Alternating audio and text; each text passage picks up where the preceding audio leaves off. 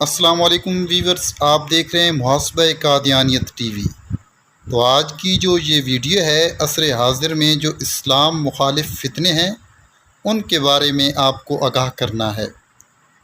اس video کے اندر آپ کو ایسے حقائق اور دلائل سننے کو ملیں گے جو شاید آپ نے پہلے بہت کم سنے ہوں گے، یا آپ میں سے بہت کم لوگ جو ہیں اس چیز کو جانتے ہوں گے۔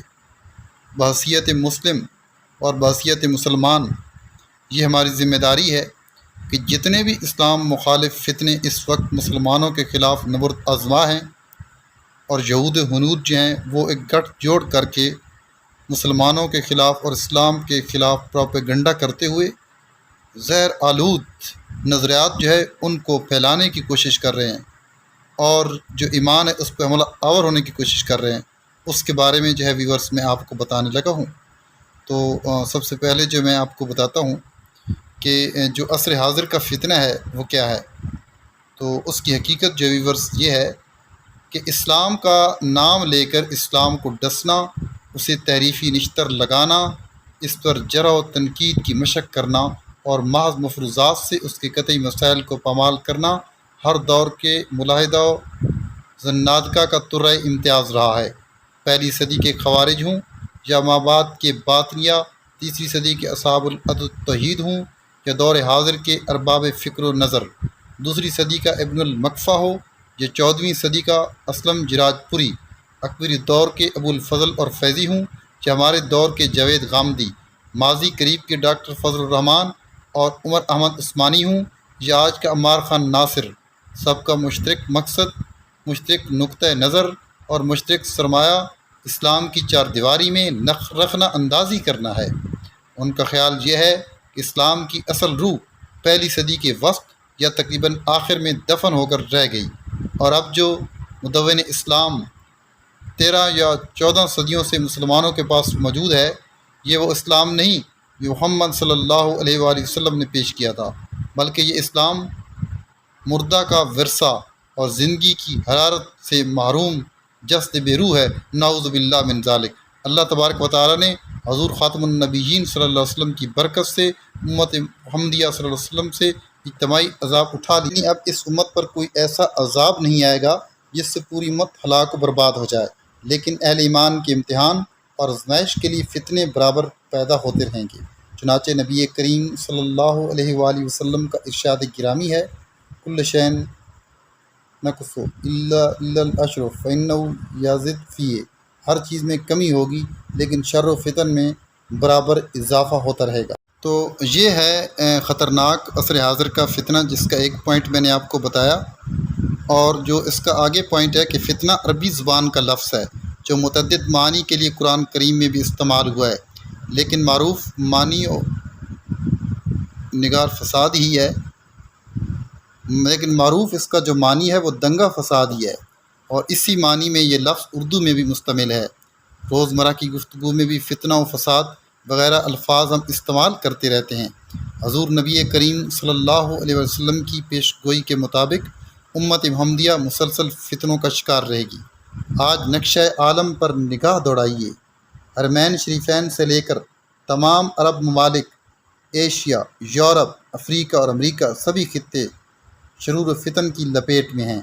آفات و مصائب کا ایک عالمی طوفان ہے جو بڑھتا چلا جا رہا ہے۔ فتنوں پر فتنے اٹھ رہے ہیں، دینی و علمی فتنے، ملکی و قومی فتنے، تہذیب و تمدن کے فتنے، آرائش و آسائش کے فتنے، اور اس سے آگے جو مزید تفصیل ہے وہ بھی میں آپ کو بتاتا ہوں کہ یہ بات یہیں ختم نہیں ہوتی۔ سرمایہ داری کے فتنے، غربت و افلاس کے فتنے، اخلاقی و سیاسی فتنے، عقل پرستی کے فتنے، داخلی خارجی فتنے، حتیٰ کہ نورانی اور روحانی فتنے، ایک تسلسل کے ساتھ تمام فتنے دنیا میں پھیلتے جا رہے ہیں۔ دنیا کا کوئی بھی خطہ شاید ایسا نہیں جو فتنوں سے بالکل محفوظ اور معمون ہو، اور انتہائی کربناک صورتحال یہ ہے کہ دشمنان اسلام کی سازشوں کے نتیجے میں عالم اسلام فتنوں کی اماجگاہ بن کر رہ گیا ہے۔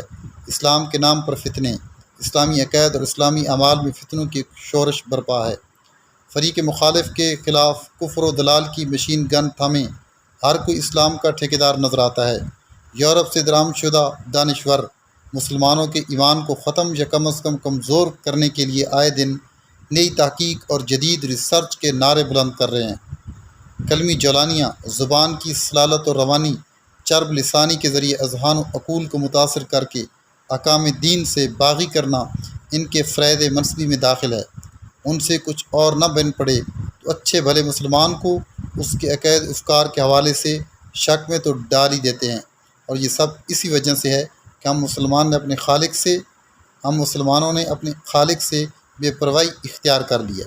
اللہ رب العزت فرماتے ہیں ومن اعرض عن ذکری فإن له معیشۃ ضنکا، جو ہماری یاد سے منہ موڑے گا اس کی زندگی تنگ ہو جائے گی۔ آج ہماری پستی و ذلت کا بڑا سبب یہی ہے کہ ہم نے خالق کائنات سے روگردانی کر رکھی ہے۔ فتنوں کی اس بھرمار میں سب سے خطرناک ایمان سوز فتنے ہیں، کیونکہ کسی بھی مسلمان کے لیے سب سے قیمتی چیز ایمان ہے۔ جب متاع ایمان ہی لٹ جائے تو دنیا و آخرت کی سب خیریں گویا چھن گئی۔ چنانچہ احادیث میں فتنہ دجال کو بڑا فتنہ قرار دیا گیا، کیونکہ وہ ایمان کے لیے خطرناک ہوگا۔ ان ایمان سوز فتنوں میں سے ایک فتنہ الحاد ہے، جس کا معنی راہ راست سے ہٹ جانا، بے دینی اور مذہب بیزاری اختیار کرنا ہے، یعنی حق سے منحرف ہو کر اس میں بے بنیاد باتیں داخل کر دینا اور دینی احکام کے بارے میں غلط قسم کی تعویلیں کرنا۔ مختصر یوں کہہ لیں کہ دین میں تحریف، رد و بدل یا دین کے نام پر دین سے دوری کا نام الحاد ہے۔ اس فتنہ الحاد سے اسلام اور اہل اسلام کا واسطہ کوئی نیا نہیں۔ جب سے اسلام آیا تب سے اسلام میں تحریف کر کے لوگوں کو اسلام سے دور کرنے والے بھی موجود ہیں۔ اسی زمانے سے ملحدین نے دینی احکام کو کھیل اور مذاق سمجھ کر تعویلات باطلہ کا نشانہ بنائے رکھا، مسلمانوں کو ان کے دین سے کاٹنے اور دور کرنے کی ہر ممکن کوشش کی۔ علماء اسلام اپنی شرعی اور دینی ذمہ داری کی بدولت ان فتنوں کا تعاقب کرتے رہے، اور نبی اکرم صلی اللہ علیہ وآلہ وسلم کی پیشن گوئی کے مطابق یہ سلسلہ دراز ہوتا رہا، اور آج ہم ان فتنوں کا سامنا کر رہے ہیں۔ ماضی قریب میں سر سید احمد خان، غلام محمد پرویز، مرزا غلام محمد قادیانی، ڈاکٹر فضل الرحمان، عمر احمد عثمانی، عنایت اللہ مشرقی اور ان جیسے متجددین اس سلسلے کی کڑیاں گزری ہیں۔ دور حاضر میں بھی یہ فتنہ مختلف شکلوں میں موجود ہے۔ سب سے پہلے میں جاوید غامدی صاحب اور ان کے فکری جانشین جناب عمار خان ناصر کا نام لینا چاہوں گا، کیونکہ یہ وہ شخصیات ہیں جنہوں نے دین کی اثر نو تشکیل کا بیڑا اٹھایا ہے، اور اللہ کے نازل کردہ دین میں سے صحابہ کرام سے لے کر آج تک کی 14 صدیوں کے علماء، فقہا، محدثین، مفسرین کی آراء کے برخلاف جو کچھ غامدی صاحب کے سمجھ آ سکا وہ انہوں نے اپنی کتاب میزان میں بیان کر دیا ہے۔ غامدی صاحب نے تشکیل جدید میں پہلا حملہ قرآن پاک پر کیا کہ قرآن سمجھنے کے لیے صرف ایک راستہ ہے، اور وہ ہے عربی دانی۔ قرآن سمجھنے کے لیے نہ کسی تفسیر کی پابندی ضروری ہے، نہ تشریعات سلف کی پیروی، اور سنت کے بارے میں ارشاد ہوتا ہے کہ سنت حضور نبی کریم صلی اللہ علیہ وسلم کے اپنے افعال و عادات نہیں بلکہ دین ابراہیمی کی روایت ہے، جسے آپ نے دین کی حیثیت سے جاری فرمایا۔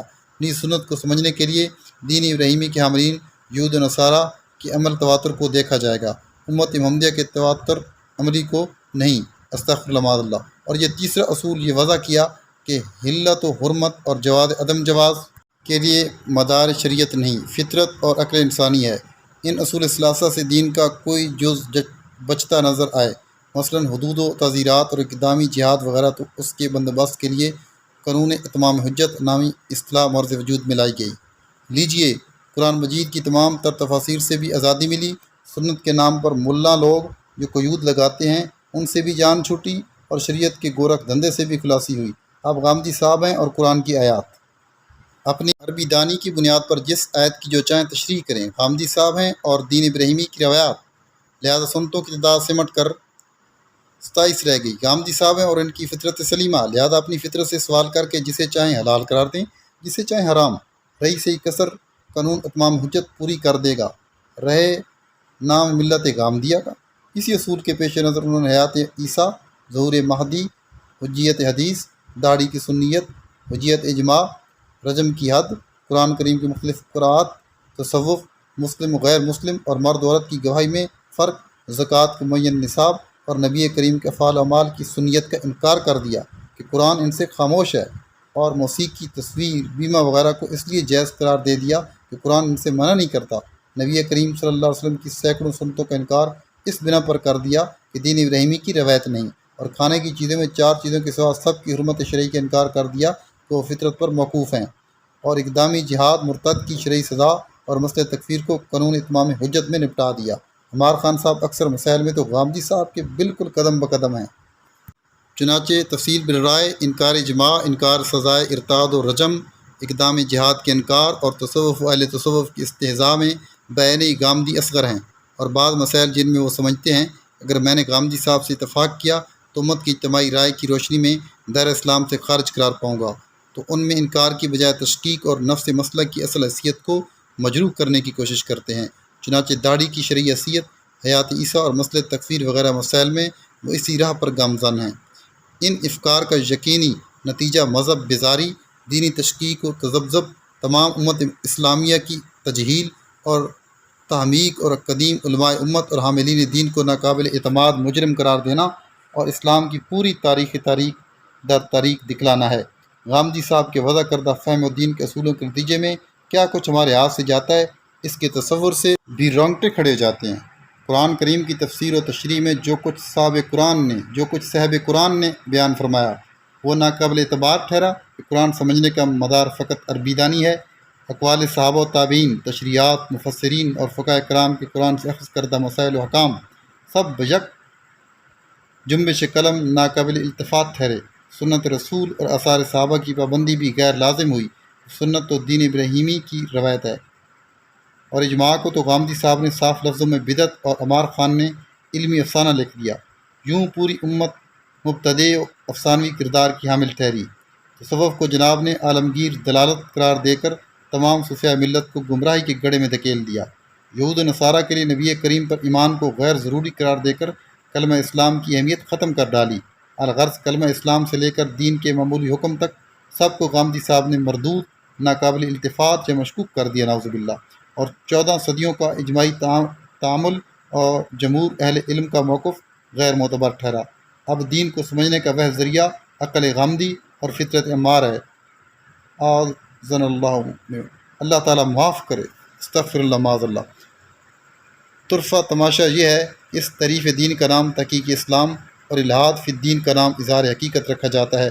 غامدی و عمار صاحبان کے علاوہ دیگر ملحدین زمانہ میں سید حامد، فرحت ہاشمی اور ان جیسے 10 پروفیسر، 20 ڈاکٹرز اور نام نہاد دانشوران شامل ہیں، جنہوں نے مختلف ٹی وی چینلز پر پرنٹڈ الیکٹرانک میڈیا اور مختلف لیکچرز اور انٹرویوز میں آئے دن حکام کی من پسند تشریحات و توضیحات کر کے قوم کو گمراہ کرنے پر تلے بیٹھے ہیں۔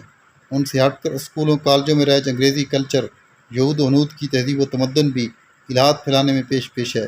اسی کو دیکھ کر علامہ اقبال نے کہا تھا، ہم تو سمجھے تھے کہ لائے گی فراقی تعلیم، کیا خبر تھی کہ چلا آئے گا الحاد بھی ساتھ۔ ابتدائی سے بچوں کے گلے میں ٹائی لٹکا کر ان کو عیسائی تہذیب سے مانوس اور اسلامی تہذیب سے بیگانہ کیا جاتا ہے۔ بود و باش، رہن سہن، شکل و صورت، لباس وغیرہ سب کچھ عیسائیوں کے طرز پر ہے۔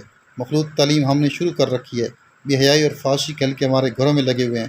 قومی و دینی غیرت کا ہم نے نکال رکھا ہے۔ ہندوؤں کے تہوار ہم نے اپنا رکھے ہیں۔ اقبال کہتا ہے، وضع میں تم ہو نصارہ تو تمدن میں ہنود، تم مسلمان ہو جن کو دیکھ کر شرمائیں یہود۔ گویا لا دینیت، الحاد، سیکولرزم، لا مذہبیت اور دین سے دوری کی جتنی ممکنہ صورتیں ہیں کفار نے وہ سب اختیار کر رکھی ہیں۔ اپنے ایجنٹ اسلامی ممالک میں بھیج کر ہمارے میڈیا پر ان کو اسلامی اسکالرز باور کرایا ہے، حالانکہ ان کا مقصد اور واحد مقصد مسلمان قوم کو خدا، نبی اور قرآن سے کاٹنا اور دور کرنا ہے۔ اس کے لیے ضروری ہے کہ وہ اللہ والوں، نبی کے وارثوں اور قرآن کے عاملین سے قوم کو بدظن کریں۔ اس کوشش میں دن رات ایک کیے ہوئے ہیں۔ یہی وجہ ہے کہ ہم دیکھتے ہیں کہ یہ اسکالرز ناموس رسالت کے قانون کے غلط استعمال کا تو بہت واویلا مچاتے ہیں، لیکن 20 دیگر قوانین کے غلط استعمال پر ان کی زبانیں گنگ ہو جاتی ہیں۔ شرعی حدود کے نفاذ پر تو چیخ اٹھتے ہیں، لیکن ماورائے عدالت قتل اور دیگر انسانیت سوز مظالم پر ان کو سانپ سونگھ جاتا ہے۔ نبی کریم صلی اللہ علیہ وسلم جہاں فتنوں سے حفاظت اور پناہ کی دعا مانگتے تھے، وہیں یہ بھی دعا مانگتے تھے کہ یا اللہ، جب تو کسی قوم کو فتنے میں مبتلا کرنا چاہے مجھے فتنوں میں ڈالے بغیر اٹھا لینا۔ تو فتنوں سے حفاظت کے 2 طریقے ہیں۔ نمبر 1، اللہ تبارک و تعالیٰ فتنے کے زمانے سے پہلے اٹھا لے۔ نمبر 2، فتنوں کے زمانے میں ہونے کے باوجود اللہ کریم اپنی رحمت سے فتنوں سے محفوظ فرما دے۔ ہم لوگ فتنوں کے زمانے میں موجود ہیں، اس لیے پہلی صورت تو ممکن نہیں، البتہ دوسری صورت ممکن ہے کہ ہم اللہ تعالیٰ کی طرف رجوع کریں اور اپنی رحمت کاملہ سے ہمیں فتنوں سے محفوظ فرما لے۔ خارجی و داخلی فتنوں، آپس کے خلفشار اور باہمی تنازعات سے حفاظت کے لیے ہمیں جو اقدامات کرنے چاہیے وہ یہ ہیں: نمبر 1، اکابر پر مضبوط اعتماد۔ نمبر 2، علماء فقہاء اور دین سے حسن ظن۔ نمبر 3، کسی صاحب نسبت سے گہرا تعلق۔ نمبر 4، رجوع اللہ کا اہتمام۔ نمبر 5، اہل خیر اصلاح سے مشورہ۔ نمبر 6، اعتدال پسندی۔ نمبر 7، بلا تحقیق بات قبول کرنے یا پھیلانے سے اعتراض۔ نمبر 8، اکرام احترام مسلم۔ نمبر 9، باہمی اختلاف و انتشار یا اس کے سبب سے کلی پرہیز۔ علماء و مصلحین کے لیے ایمان و تقوی، اخلاص و عمل، امر بالمعروف اور نہی عن المنکر، امت کی اصلاح کے لیے تڑپ، گروہ بندی اور افتراق سے پرہیز، اور علمی فتنوں کی سرکوبی کے لیے ٹھوس علم دین، جدید علم کلام، جدید سائنس، معلومات عامہ، حسن تحریر، شگفتہ بیانی، سنجیدہ متوازن دماغ، فہم کوشش اور صالح و مؤثر لٹریچر کا اصول نہایت ضروری ہے۔ حواشی اور حوالہ جات جو ہیں، یہ جو تحریر پیش کی گئی ہے: فکر و نظر، مسند احمد، میزان، یہ آگے صفحات بھی دی ہوئی، اور یہ حیات عیسیٰ، میزان، ظہور مہدی، اقدامی جہاد، اشتراک، یہ آگے پھر لکھے ہوئے بھی ہیں: داڑھی، مقامات، جماع، اشراق، یہ منامر، ان کی تاریخ لکھ، مرتد کی شرعی سزا، رجم کی حد، برہان، قرأت قرآن، مرد عورت کی گواہی، برہان، زکوٰۃ کا نصاب، اشراق، موسیقی و تصویر، اشراق، یہ سارے اس کے باقاعدہ ساتھ تاریخیں بھی لکھی اور حوالے بھی دیے ہوئے ہیں۔ تو یہ ویڈیو آپ آگے شیئر کریں تاکہ جو مسلمان ہیں ان فتنوں سے محفوظ رہ سکیں، ان کو آگاہی حاصل ہو سکے ان فتنوں کے بارے میں۔ اسی کے ساتھ اجازت چاہتا ہوں۔ اللہ حافظ۔